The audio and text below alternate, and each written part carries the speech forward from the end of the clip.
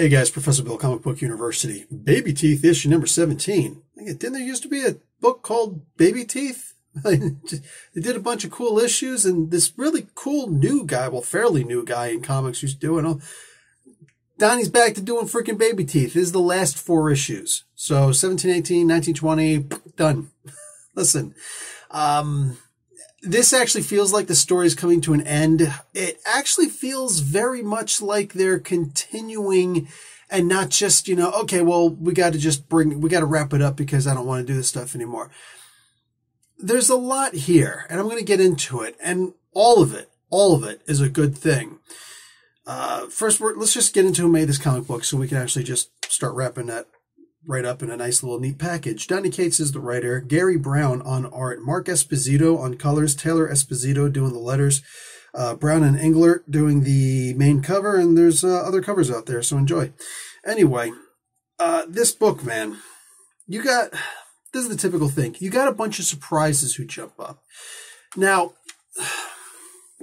some of this is going to sound so mean, and I don't want any of this to sound mean, so please bear with me and understand where I'm coming from when I say this.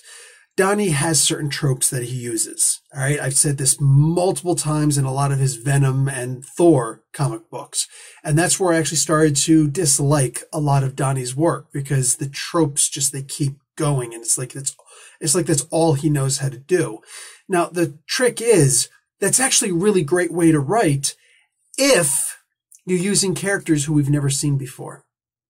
Because suddenly it's an entire different thing. When you have people just kind of jumping out of nowhere and it's like, oh my God, I forgot about this character. And it's easy to forget about characters when you haven't reapproached the characters in like a year or two, But when all of a sudden you see that the butthole demon thing, I remember that's what I used to call it way back when I used to review this comic book. I think I was the only person really reviewing the comic book day in, day out, like every time the comic book would come out. I believe I'm the only person who was reviewing it. Everybody's like, you just hate Donny Cates. Grow up. You know what I'm saying? Look around, read a book, bud, because I do. I've been reading Babyteeth, and every single issue I covered. I don't know if anybody else has covered every single issue, month after month after month. But if they have, awesome. At the end of the day, though, I loved this series, and I'm back to loving this series just the same. I mean, this is a really fun book, and when you have characters that just kind of, and some major new thing comes up, it works. Why? Because it's not using characters who we already know, who we've already seen them in these situations before. It doesn't hurt. It doesn't feel so redundant when we see characters who have already been in these situations before, already made these choices, already had these choices made for them, when there's brand new characters, when it's your own creative characters. So it's like, dude, this guy's got it. This guy's got it down to a science. I have oftentimes said, and reading this issue, it makes me, I feel like, we're always trying to learn something new. You know what I'm saying? We're always trying to find a new understanding of things, right? And I'll tell you what, it's a huge weight off my shoulders being finished with this entry to practice exam. I don't know if I'm going to retake it because I won't find out for a month or so if I actually passed or not, but it's not the point.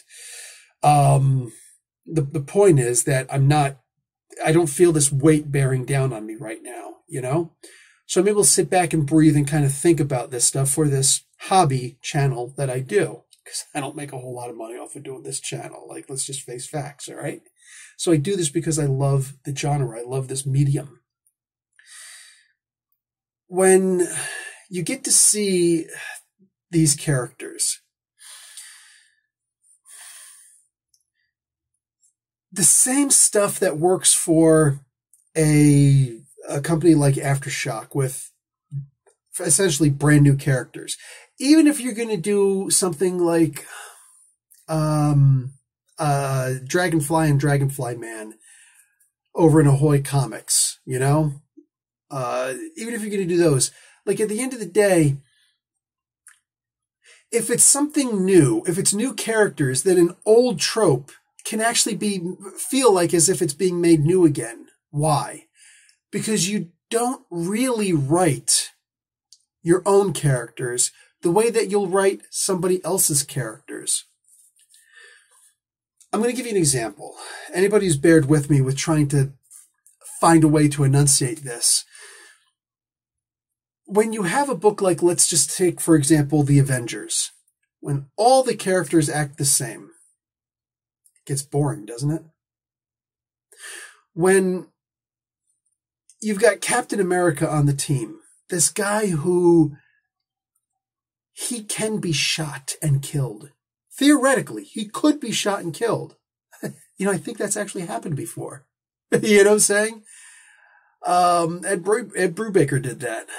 When you have a guy who could be killed by something as simple as a regular old bullet, guns, my weakness, how did you know? You got to step back and say that Thor can't be quite as brave and courageous as Captain America, at least not the same way. Because that's like having, to make it easier maybe, Superman and Captain America facing a challenge. They could both be brave, but in their own ways. Cap is brave because he knows that he could be hurt. Yeah, he's got this impenetrable shield, mostly impenetrable shield, but it's like a 1 meter diameter disc, for crying out loud. Superman, essentially, at the heart of it, can't be hurt. Special little magical MacGuffin-style weaknesses aside, Superman can't be hurt. So his courage is not the same as Captain America's. It's not the same as Batman's. It's not even the same as, like, Billy Batson, Shazam. They're both technically as invulnerable as each other. Technically, Billy Batson should be more invulnerable. He doesn't have those weaknesses that Superman has. You know? Those very rare weaknesses that almost never come into play, or shouldn't always come into play, because then it becomes tropey. It becomes a gimmick. But he's a kid. And kids shouldn't have the same level, even if they're immortal. They shouldn't have the same level, right? So you can't just make all the characters the same way. When you have a book like this, where you've got all sorts of different characters, and we don't really know who they are, because at the end of the day, I don't care if Donnie's written 17 issues of Babyteeth and 50 issues, 40-something issues of Venom. Venom has a lot more than 50 issues out there, and Donnie didn't do them all. Donnie was inspired by those and many other books. So you can't write a franchise character or team the same way as you would write your own character or team. You simply can't. It's not the same. Your hands are just a little bit more tied. Don't believe me? Go up and tell Tom Brevoort. Hey, I'm going to have Venom be killed and he's not going to come back, ever. You'll get a 2-letter, 1-word answer. No. Because at the end of the day, it's a franchise that has to be kept alive. But with this, you can have characters who actually die. You don't know if the characters can or will actually die. When I see Heather in here, and I remember all the crap that she went through, the huge character development that she went through in here. Character development, something that you can't do with a franchise character the same way. Not really, not on the level as you can with finite characters like these. Oh, man. I sit here and I read this and I'm just like, God damn. This is Donny Cates' strong point. Notice that Donnie isn't being asked to write screenplays for Thor or any of the other characters that he's done. He's being asked to do that for God Country, a book which I still have committed the capital crime of not yet reading. And I need to read that because everybody tells me it's incredible, including Donnie. You know what I'm saying? So I do have to get around to read, and I have more time now. So I just have to balance how many other things I'm going to be doing. But yes, I have to get around to reading and reviewing God Country because holy crap, when you hear nothing but good about something, you kind of want to participate. So yeah, I need to read that. I know that the preview pages are definitely done by now. Dude, what's it, Gary Brown. Look, sometimes his images come out like this, and it's just a quick color over, really quick by Englert. But sometimes it looks like this, and it's just like you could tell the skill that this guy's got. And so it may seem like he's getting lazy on certain things like this. I don't see that as the way, and maybe it is. I'm not inside the guy's head, but sometimes you just do quick drawings which don't look bad. It's just they don't look as great as some of his other drawings. You know, if all your drawings looked as great as they could possibly be, if you're always putting your best foot forward, then you don't actually have a best foot, right? Or you don't get anywhere. Because if we only have one best foot, well then that's not really called walking. Maybe you're hopping. But he knows when to really amp it up a little bit. You know, turn that dial to 11. What? Well, technically you could just do 10 numbers, right? Yeah, but ours go to 11. A lot of movie references in this. Look, man, I really do love this book. I love this book because these are just their own characters. And Donnie's writing style right now is based around this. I've said it so many times before. Ta-Nehisi Coates, Nnedi Okorafor, there are lots of other novelists out there who are incredible in their craft. But when you come over to Margaret Stoll, she's another. But when you come over to comic books, you have to learn an entirely different way of writing.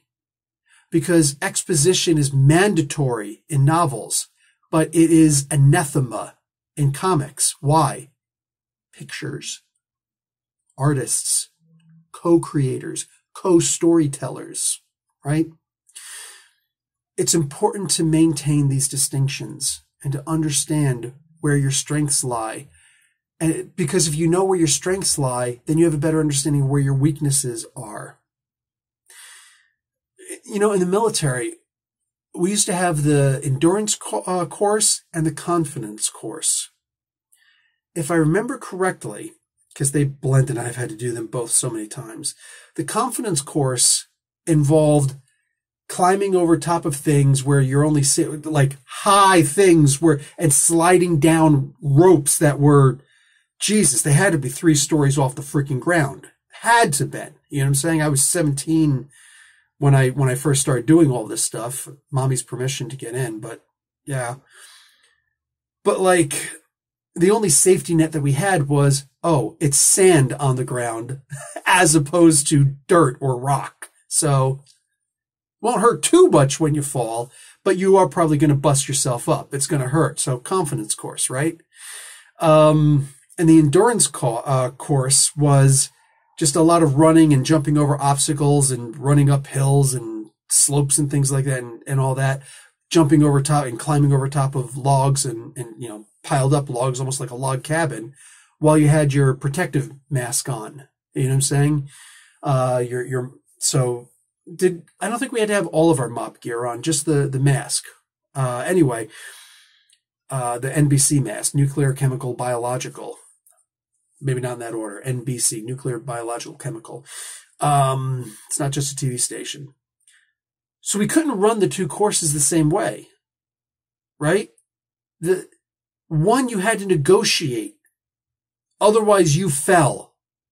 You'd hit every single, you know, stick on the way down and you'd bust yourself up. You'd hurt yourself really bad. The other course, you just get gassed and you can go to freaking heart palpitations with how hot it would get, you know? Different courses require different negotiating techniques. And if you don't know how to navigate different courses, then all of your stuff just looks the same. But it's not going to, well, all your stuff will be the same, but the end result will not be. Donnie's able to do the things that he does here because these are his characters. He could do essentially whatever he wants with them. Let me just double check really quick. It doesn't actually say that he's the creator. So I don't know if he's the sole creator or if Gary Brown is considered a co-creator here. Honestly, I don't know. So I'm not going to speak on something I don't know, or at least that I know that I don't know.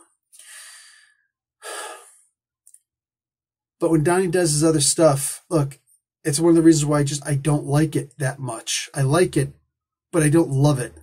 I don't love it the same way that I love Donnie's independent stuff. Does that mean he should stop doing franchise stuff? No.